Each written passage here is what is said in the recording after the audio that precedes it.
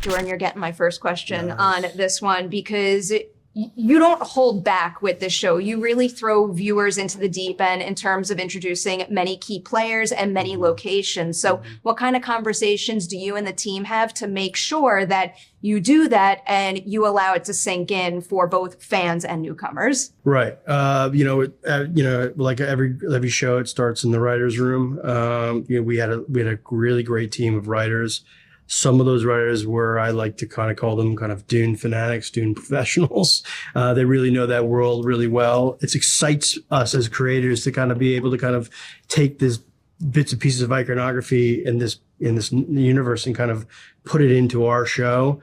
The most exciting part of it for me was, looking behind the kind of veil at the sisterhood, seeing their kind of beginning origins. I also like looking at the tragic stories about the Harkonnen family. They're not as bad as you think they are, maybe.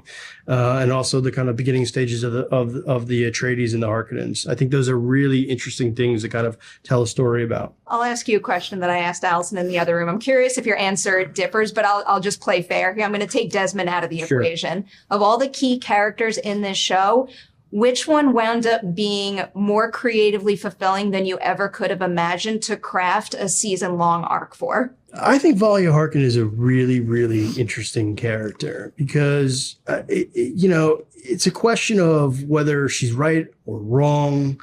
Her ethics are, you're putting quotation marks around, you know what I mean? It's just a very interesting thing, but I think she's doing things, in my opinion, for the right reason. It's an interesting version of an anti-hero in a way. Reminds you of like Carrie in Homeland. You know what I mean? Gets down in the dirt, willing to do it, willing to kind of throw people into the buzzsaw to get what she needs. But I do feel like she's trying to kind of, save humanity from itself in a way. Interesting answer there, especially given what I've seen her do through episode 4. All right, to start to tiptoe into Desmond now, I'm going to toss this question to you first. What is the biggest difference between how you first pictured that character turning out and what Travis did with him in the final show that kind of speaks to him as a unique actor? Right. I mean, Desmond it's a fun character to kind of conceptualize and to write for because he's like this Rasputin-like person. You don't know whether it's an act or it's real. You know what I mean? You don't know whether he's been touched by the maker and that's a real thing and he's got these kind of supernatural abilities or there's a story going on there. You have a tendency because it's so fun to kind of throw a lot into that character's mouth. What's great for Travis Fimmel, the actor, is that I think the way he was approaching Desmond was like, less is more. Let me tell the truth. Let me just get to the essential ingredients. We don't need this. He doesn't need to say this thing. Let me behave rather than say these words. And I think that's really interesting because it keeps you constantly on your toes and you're watching him. You don't know what he's doing sometimes. You're like, who's he?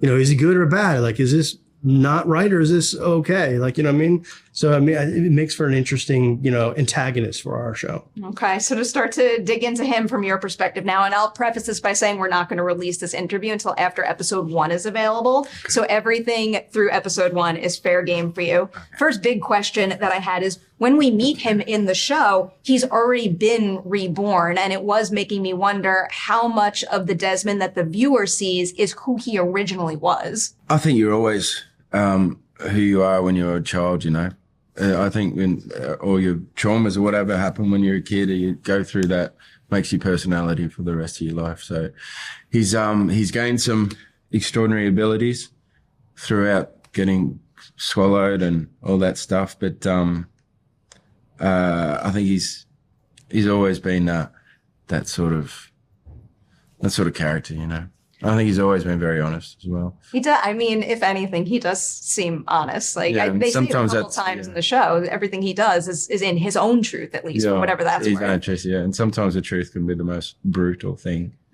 Digging into that a little deeper, I like asking this question of just about any character, but in particular, one that's a bit more mysterious. Do you have to come up with an anchor for him, something that you hold tight to so that no matter what he's doing or what decision he's making, it's always based in some sort of consistent truth? Yes. I always use stuff that's happening to myself in my life, and it's always from a very honest base, and a lot of stuff's anger driven, and people, you never think you're doing the wrong thing. He feels righteous in what he's doing and justified in all the bad things that he does. And there's a reason for it, you know. He wasn't born bad. Okay. I'm eager to learn a little bit more about him. I want to veer into just how you carry yourself in the role, because his posture and how you speak those two things feel very specific to you. So can you tell me a little bit about settling on what we see in the finished show, and if you played around with that at all? The way I speak is, and always just trying to remember the words, to be honest. So there's not dramatic pauses. That's just me trying to remember what to say. Winds up giving it like a lyrical quality, though. It's kind of beautiful. But yeah, it's great writing. It helps you know when to stop and pause or see what has the best effect. And I love his ability to mess with people, you know, to make people really think or be uncomfortable in their own truths. So going to the end of this is the biggest episode 1 spoiler. It's the moment where he kills Pruitt. That's a pretty vicious way for that character to be introduced to audiences. So I guess it was making me wonder, like, what are his personal limits? Is there any particular line he won't cross to get his goal, I guess? No, not at all. Ooh, that scares me for everyone around him. Yeah, he feels very justified in everything he does, and it's somebody else's fault. It's never his fault. So in that particular scene, I also get the sense that using that power drains him. What is it like figuring out the physical limitations to using that power? I think it's mostly a mental strain. You know, I'm doing something horrible, but he feels justified in doing it, but he also is very conflicted at the same time. But he'll drive through that. It makes it more, I think it makes it more powerful, you know. He has a conscience, but he will go against it, you know. All right, so tease what's to come, because again, everyone has seen through episode 1 at this point, but there's 5 more episodes. Here's how I'll get at that, because I also love forcing collaborators to give each other flowers. Can you each recall a time when you saw one of the stars of this show do something that made you go like, damn, that was something else, and I'm so proud of you, that people should look out for in the remaining episodes? I think the younger generation on the show are really, really good. And they've all got their own voices, their own personalities. And I think there's so much for the audience to latch onto, you know. There's some great characters and they're very talented, all of them. I met some of them in the other rooms. There's something else. And again, like you, everybody makes their role uniquely their own, which I appreciate. I mean, there's a, you know, just like to echo what Travis said, there's extraordinary moments for every one of these actors. I think what he does in episode 104, he's got a great moment in there that's just completely bonkers. I think that's great. I think Chloe Leah's episode is in 105. She's amazing in that episode. Valia Harkonnen, Emily Watson, good all the way through. It's obviously Olivia Williams. These are pros. Mark Strong, Jodie May. These are legends on the screen. They're always. I agree. A lot of our young performers. I mean, each one of them has a moment in the later episodes, around 4 or 5, where they deliver it.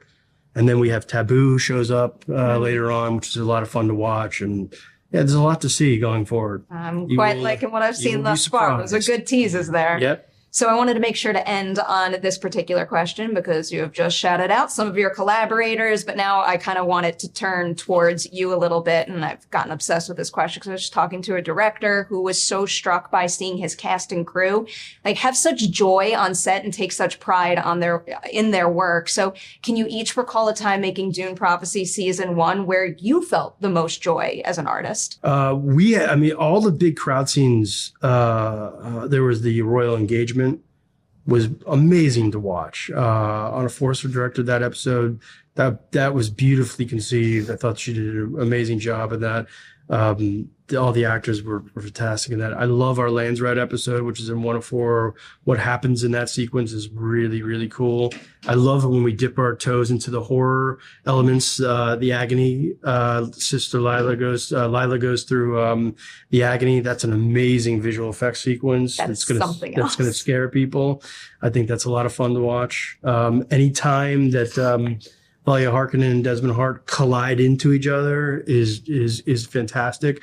I love watching Tula Harkonnen take control of the sisterhood, and I really love the backstories. It's great. He's so good at spreading the love. Yeah, and it's just really. I like it.